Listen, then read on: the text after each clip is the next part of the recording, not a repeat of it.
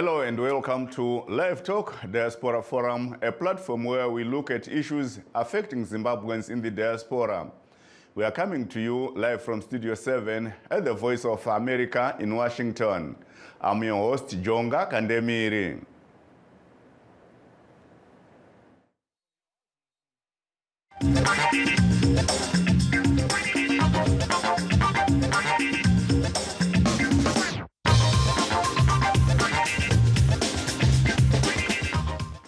Today on Livetalk Diaspora Forum, we are discussing diaspora remittances that Finance Minister Mutulu said rose from US $1 billion in the first half of 2023 to US $1.2 billion in 2024.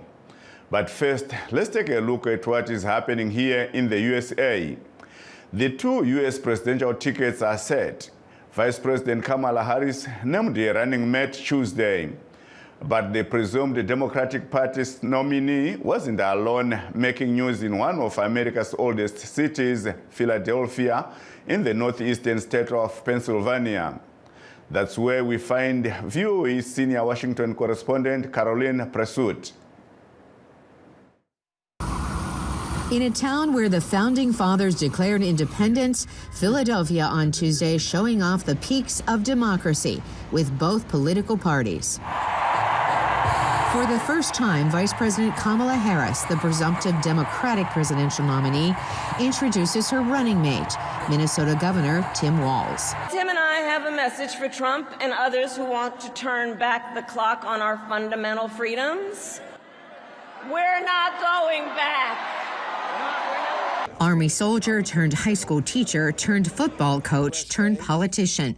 Walz directly attacked the Republican ticket. Just an observation of mine that I made. I just have to say it. You know it, you feel it. These guys are creepy, and yes, just weird as hell. That's what you see. That's what you see. Some Democrats say Walz will bring back former Trump Democrats from swing states. I think that that's a core demographic that Harris campaign will have to win, and I think, Tim, that really speaks to those voters. Just a few hours prior, on the other side of town, and she ought to answer for the fact. The other side. Republican vice presidential nominee J.D. Vance held his own rally with a unique twist, answering questions from the media. Let's talk a little bit about foreign policy. And with some sharp words for Harris's running mate. Tim Walz's record is a joke. He's been one of the most far-left radicals in the entire United States government at any level. What your ancestors... Vance struck out at Democrats on immigration, fentanyl, and the economy, calling the stock market drop the Kamala crash. Undecided voter Wayne Eastman carried Vance's memoir as he stood in line to see the rally. It's unusual to have a politician who's a writer, too, so, curious. In 90 days, U.S. voters will make the decision between a former president and a current vice president. But the Harris team is pushing a chant to avoid a Trump repeat.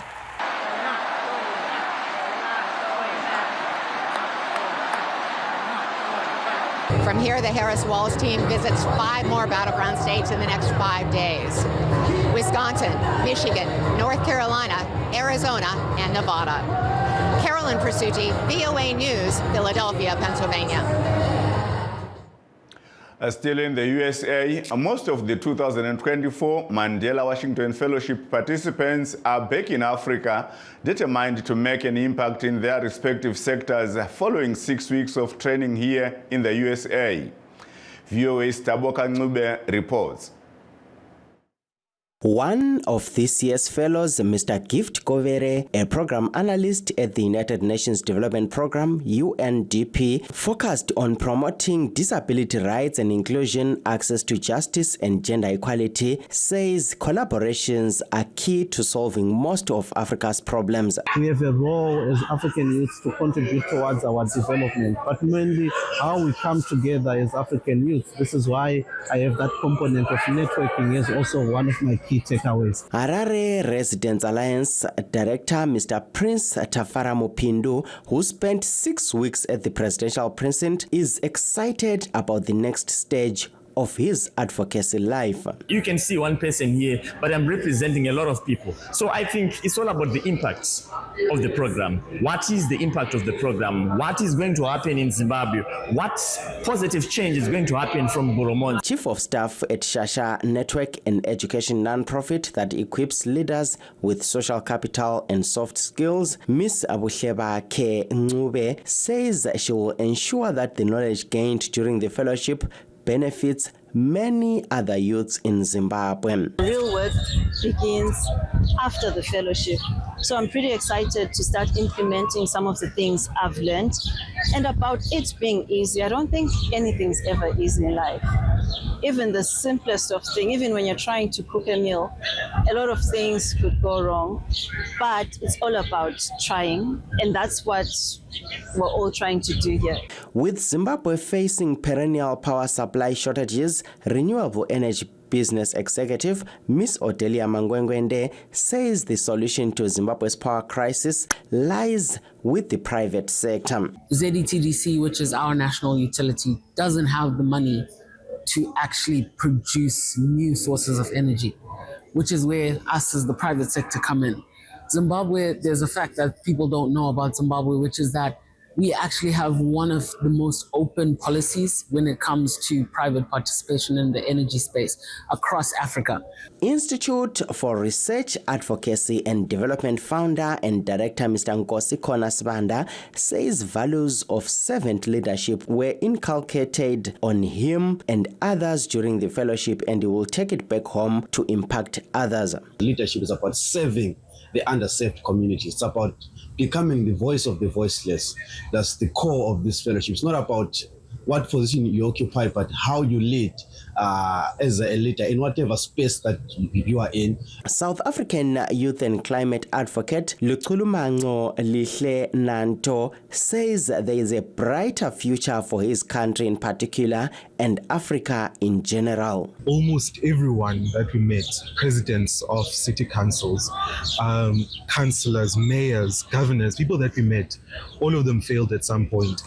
And failure was something that I really was not embracing before. But having met so many people and hearing their stories and how they were able to, overcome failure, it's something that definitely has changed my outlook on how I look at failure. The Mandela Washington Fellowship this year celebrated its 10th anniversary. It has empowered 6,500 young African leaders from over 25 African countries since its inception. The Mandela Washington Fellowship is the flagship program of the Young African Leaders Initiative, YALI, established in 2014 by then U.S. President Barack Obama. Taboka Ncube, VOA News, Washington, D.C. Back to our topic of the day. Finance Minister Mutuli Ncube announced that diaspora remittances grew by 16.5% from $1 billion in the first half of 2023 to $1.2 billion in 2024, leaving diasporans standing out as lucrative foreign currency earners for the economy. Ncube said this in his 2024 midterm budget review speech he presented last month. More than 4 million Zimbabweans are believed to be outside the country, with between 1 to 3 million citizens living in South Africa.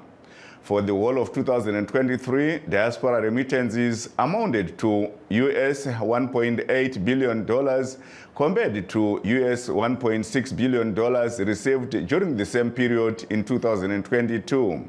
But most Zimbabweans in the diaspora believe they sent more money or more than the official amount announced by the government, arguing that these are only the official figures, while almost the same amount is sent home through other channels. With that, let's take a short break. Please stay tuned. We'll be right back. In times of change, when the world seems uncertain, and what we hear doesn't reflect what we see, we seek the truth. When we are told only part of the story, we lose trust. In moments of crisis, our dreams, hopes, and wishes for a better tomorrow depends on a free press. At Voice of America, we bring you the stories that people take risks to see. We connect the world and unite it with truth. At Voice of America, we show you the whole picture. For those that have just joined us, please note that we are streaming live on our Facebook pages, VOA Shona, VOA Studio 7, and VOA Ndebele. We are also live on YouTube, VOA Zimbabwe. To kick off our discussion, we are now joined by Mr. Vusumuzi Suwanda, who is the chairperson of the African Diaspora Global Network based in South Africa, Ms. Chenai Mutambasere, who is an economist based in Britain, and the political analyst and ZANU-PF member, Mr. Masimba Mavaza, also based in Britain. Welcome to the program, ladies and gentlemen. Welcome. Good evening. Good evening. Thank you very much for inviting us. Thank you so much. Let me start with you, Ms. Mutambasere. Your take on the figures announced by Minister Ncube. I think the figures are likely accurate, obviously, from an official perspective. I think those that are making a claim that those figures are probably higher are also probably correct. But I think what matters more is the diaspora dividend. What is the return on investment that we are seeing from this increased remittances? And you will see that that hasn't changed. If you go back to 2022, you look at 2023, you look at the present economic status of Zimbabwe in terms of our poverty datum line, in terms of our standard of living, in terms of extreme poverty, we are very much regressing and not getting better in spite of these increases in remittances. And really that speaks to what we have spoken about before on this show, is how the economy of Zimbabwe actually is no value add. The money that we as the diaspora are bringing into the economy is flighting as soon as it reaches Zimbabwe, because we are still very much import bagged in terms of raw materials. People are not banking because they do not trust the banking system. And so we are seeing that in spite of the fact that diaspora remittances have increased, the diaspora dividend, however, continues to regress. We continue not to get very much return on this investment from the diaspora. And also to consider these facts with the fact that this very important constituency is today still not allowed to vote. We still haven't been able to get the diaspora vote. So, you know, the more I believe, the more people are going to continue migrating out of Zimbabwe. At some point, we are actually going to see the diaspora remittances reducing, because families will be based abroad rather than in Zimbabwe. And that real connection, that patriotic connection, is lost because the diaspora as a constituency is still to be recognized by the government of the day. Thank you so much. Please do stay on the line, Ms. Mutambasere. Mr. Mavaza, some Zimbabweans believe they sent more money home than the figures announced. What do you think?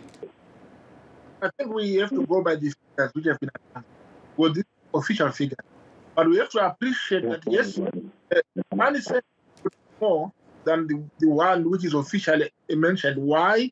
Because sometimes people send money through the channels which are not recordable, which we cannot record. They send the money through their friends. They can send the money through the guys who just advertise and say, put your money in your account, we'll send the money to Zimbabwe for you. That money is not accounted for. So there is some form of money laundering process which is done. And unfortunately, we follow it. The accounts or the figures which the minister announced are the figures which are sent by official drivers like Western Union, Mukuru, and MoneyGram, and other official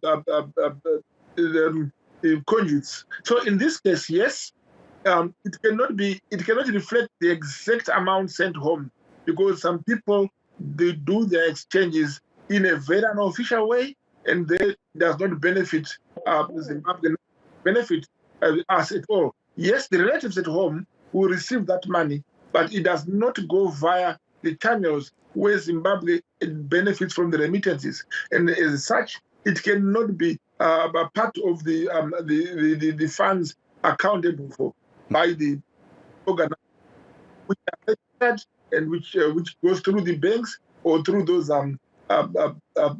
issues we have talked about. So yes, I do say it is 50-50. Indeed, it cannot reflect the exact amount we are sending home from diaspora because the other monies are not recordable. And again, what has been announced is exactly what could be traceable, what is going through the formal channels. Thank you so much. Please do stay on the line, Dr. Mavaza. To you, Dr. Suanda, some Zimbabweans think the government does not appreciate their contribution. The reason why they are not allowed to get those privileges like diaspora vote that also Ms. Mtambasere mentioned. What's your take on that? Well, thank you very much. Well, look, I think the most important thing is that one could be worried that the minister, you know, is feeling excited, you know, by these remittances, and one would then think that let's hope that that is not an incentive, you know, to keep people, you know, moving out of the country, because that probably could be seen as a very good source of income. And of course, I mean, we know that the diaspora remittances have been treated very harshly in terms of, you know, taxes, in terms of how these remittances, the punishment, that there is no incentive, but rather they are punishments, because the people in the diaspora, you know, obviously when they bring in, because the remittances are not only in terms of hard currency, but including also the property that is brought home, which is taxed so heavily. And in comparison to what happens to people that are in the country, like ministers, when they bring in their property. So it is very true that, you know, the government does not really appreciate, you know, the remittances that come from outside. It wants them so badly, but it does not appreciate them. In fact, it keeps on punishing, you know, the diasporans by making sure that they pay very heavily on taxes, and it denies them a lot of other rights, obviously because the government is probably aware that if we're talking in the region of, you know, say up to plus minus 4 million people that are in the diaspora, if those people that are bringing these remittances, who are likely to be people that are voters, were allowed to come and vote, that would probably, you know, change, you know, the government, because the bulk of these people are not outside the country because they went on a frolic, you know, or decided that they just want to go and find greener pastures. But it is because obviously they felt that the country, you know, had descended into, you know, chaotic economic and political, you know, circumstances that made it impossible for them to continue there. And some of them led direct, you know, punishment or direct victimization by the government. Thank you. As a result, you know, yes. Yes, I'll come back to you, Dr. Swanda. Muzvare Mutambasere, tingati here kukwira kuri kuita mari, kuwanda kuri kuita mari iri kutumirwa kubva kunze, zviri kureva kuti vana veZimbabwe vari kubuda munyika vari kuwanda, kana kuti zviri kureva kuti vari kunze nechakare vari kuwedzera mari dziri kutumirwa kumusha? Okay, so zvinoreva kuti kazhinji kacho zviri kureva kuti vana veZimbabwe vari kubuda muZimbabwe vari kuwanda. Zvakare tinoziva kuti kukwira kwemari inenge ichipinda muZimbabwe kubva kudiaspora zvinofambidzana futi nenyaya dzezveutano. Takaona gore re2020 reCovid kuti nguva iyoyo maremittances akakwira zvekuti, nekuti vanhu vanenge vachitumira mari kuti vanhu vabatsirikane, vanhu vawane kuenda kuzvipatara, vawane kutenga mishonga. Pare zvino takatarisana nenyaya yekorera, takatarisana zvakare nenyaya yedziwa mupengo iri kutaurika paground, kuti vanhu vakawanda vari kuda kuti vatumire mari kuti vabetsere veukama nenyaya dzezvikoro uye nenyaya yezveutano. So tinenge tichifanira kunatsonzwisisa kuti kuwanda kuri kuita mari iyi kupinda munyika hakusi kuti vanhu vari kutenga maassets kana vanhu vari kutenga maproperty. Mari iyi inotowanda nekuda kwenzara, inotowanda nekuda kwenyaya yezveutano zvinenge zvichiitika munyika zvakaita sekorera nemamwe madhisease akaita seflu yatakaverenga yakataurwa iyo nevebato veWorld Health Organization mumwedzi yapfuura. Thank you so much. Rambai muri parunare. Gaitende kuna Dr. Mavaza. Manzwa zvataurwa Dr. Mavaza na muzvare Mutambasere anzi kuwanda kwemari kunogona kunge kuri kunyaya yekuti matambudziko ari muZimbabwe ari kukura zvakuita kuti vana veZimbabwe vari kunze kwenyika wawedzerewo mari yavari kutumira kumusha. Munoti? Ipapo handiwirirani nemashoko amuzvari. Chekutanga ndechekuti vana veZimbabwe vari kubuda vachiuya kunze kwenyika vapetwa kaviri kubva zvavanga vari makore mashanu apfuura. Ndinokupa enzaniso yekuti muno muEngland makauya chimwe kana kuti mutemo unobvumidza vanhu kuti vauye kuzoshanda mumigwagwa, kupa vanhu kuchengetedza utano yatingati ma-care workers, nevana mukoti, vana chiremba, nokuti takaona vanhu vanopfuura kuma-30,000 vakainvitwa kuti vauye kubva kuZimbabwe vachipinda muno muEngland. Saka vanhu vachinge vasvika muno vaya vanenge vane hama dzavo dzavasiya kumba dzavanochengeta. Vamwe ndevana baba vakasiya mhuri, vamwe ndevana mai vakasiya mhuri, vamwe vana vakasiya vabereki. Nyaya yechirwere haiwedzere mari kana kuitisa shoma, nekuti kana vanhu vakarwara vasina hama dzikunze kwenyika. Dr. Mavaza, ndikubatei muromo. Taita muteereri, we have a caller from South Africa. I'll come back to you. Let's hear from our first caller. Hello? Magadi. Yes, ndiri kunzwai, muri kunzwa zvakanaka here?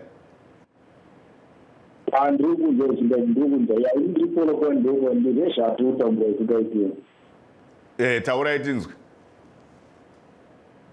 Tiri kutaura zvisingaiti nenyaya dzatetichiva kuZimbabwe kwedu hakuna kumira mushe, apo mapasipoti acho ari kuvasevens vacho hazina kumira mushe vajoka ndimirira. Muri kutambura muri muSouth Africa? Ndiri South Africa ndokwandiri. Yes. Ko iyo nyaya yekuti muri kutambura kudaro muri kunze kwenyika asi muri kukwanisa kunge muchitumira mufirst 6 months dzegore vana veZimbabwe vari kunze kwenyika kusanganisira imi muri muSouth Africa makwanisa kutumira $1.2 billion. Munoti muri mukati mekutambura kudaro muri kuchengeta mhuri nehama kumusha? Vajokandimere kuchengeta unenge uchipiwa 150 pazuva, so mari yacho yekuti uzogona kutumira vanhu kumusha mari yacho inenge isingachakwana, bhozi inenge iri shoma zvingaiti, asi dai zviri kumusha tiri kuhafinani. Thank you so much. Maita basa mukoma. Regai tinzwe kune vadare vedu vatiinavo. Regai ndiende kuna Dr. Swanda. Dr. Swanda, you heard from the caller who is based in South Africa. He says that in South Africa, Zimbabweans are suffering, but despite that suffering, they still can manage to send money back home to support families. Munoti inisindebele. Yebo kuliqiniso lokho ukuthi abantu bahlukumezekile lapha njalo kabathandwa ngoba baningi basebenza njalo ngokuzikhandla ukuthi banelise ukuthi bathumele imali emakhaya kuzokhona ukuthi basala belamba behlupheka ngapha ngoba banemindeni eseleyo kwele Zimbabwe okufanele ukuthi bayonje. Mabe behambisa naleyo mali okufanele bayonje ngayo, uhulumeni uyatshintsha-tshintsha imithetho uthole namhlanje bakhokhisa impela ephakemeyo uma bethenga ukudla, uma bethenga impahla ezithile abangeke banelise ukuzithenga kwelaseZimbabwe. Kanti njalo ushintsho olwenzakala phakathi kwemali ikakhulukazi eyamarandi nedola elitholakala lisebenza kufika njalo eZimbabwe konke isikhathi liyenza ukuthi kube nzima ukondla abantu baseZimbabwe ukudlula ukondla abalapha eSouth Africa. Okwenza ukuthi abantu abala eSouth Africa ngesinye isikhathi babukeleka phansi njengabantu abahluphekileyo ngoba imali eningi kufanele bayise kwelaseZimbabwe, kodwa uhulumeni aqhubeke ebahlukumeza. Ngakho kuliqiniso ngempela ukuthi abantu abaphila eSouth Africa badla imbuya ngoti. Thank you so much. Let me go to Ms. Mutambasere. Ms. Mutambasere, you heard from our caller in South Africa who said that despite hardships that people face, those in the diaspora, they can still manage to send something back home. Can people blame the government, or they can just it's their responsibility to look after their families? I think we can definitely lay quite a great portion of this on the government. As much as we should be looking after our families and working together with our families, the truth of the matter is there's a double taxation barrier in terms of how much diaspora really can do back home. The fact that we have to support family to do the basic things, you know. So here I'm talking about supporting family to pay for school fees, to pay for hospital, meet their hospital bills, and to even buy basic commodities, basic foodstuffs, you know. So, and then when that happens, still we are taxed at the point where we are either sending the money through the remittance companies because they have to pass on the charges that they have placed on them by the government onto us as customers. So there's a double taxation barrier in terms of, and again, even Dr. Mavaza mentioned that the types of jobs that the majority of diaspora are doing, you find that these are low-end, low-wage opportunities that they have access to. So it's really taking from very little to be able to support family back home. But once you're even able to do that, you're facing the barrier of double taxation whilst you're trying to do that. So the money, the little that diaspora can afford to send is really we don't really get much out of it, which is why I started by saying we need to consider the diaspora dividend. Thank you so much. Time is running out. Let me go to Dr. Swanda. To Dr. Mavaza. Before I go to Dr. Swanda, Dr. Mavaza, respond to what Ms. Mtambasere just said. Thank you very much. Yes, I do agree with most of what she said. And I do agree again the fact that Zimbabweans abroad, we do suffer. We are not at home, and therefore we do not live like people back home. But however, we in such situations, we still remember where we come from. We still remember to support our families, our neighbors. We've got so many Zimbabweans here abroad who actually start paying school fees for children they don't know. They just help them. So I know we Zimbabweans are blessed with such a heart to help. And because of that helping heart, our diaspora remittances become quite high. Yes, we do appoint the fact that the question I've asked, we cannot blame the government for what is happening. Zimbabwe is getting far much better now. Things are settling down. And the money we are sending home is actually working, is actually doing something.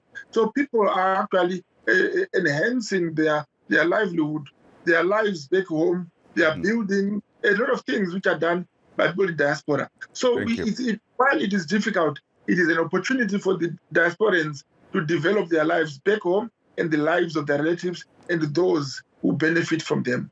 Dr. Swanda, can we see the government considering the request from the diaspora for the diaspora vote in the 2028 elections, considering the contribution that the diaspora is making? I don't think so. Very unlikely, and there is nothing that I think the government has done except if it means all what they want is just the money. But they know that they'll get that money without giving that vote, and giving the diasporans the vote. The government is aware that it's going to be its demise, so that is not going to happen, not anytime soon. Ms. Mtambasere, can we see the government giving the Zimbabweans in the diaspora vote that they need? There certainly has been no movement on this since we started making that call for the diaspora vote. There's been no really appetite or any show of willingness by the part of the government to move on this. And Dr. Mavaza, can we see the government considering its citizens in the diaspora in 2028? The Zimbabwean government, it's a listening government. They would look into the issues and see if our logistics are able to support such a vote from diaspora. Anything can happen.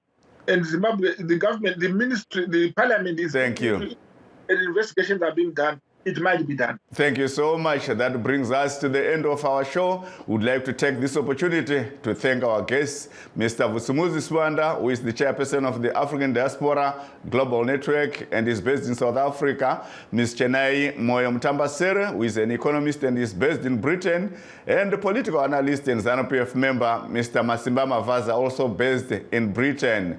Signing off in Washington, this is Jonga Kandemiri.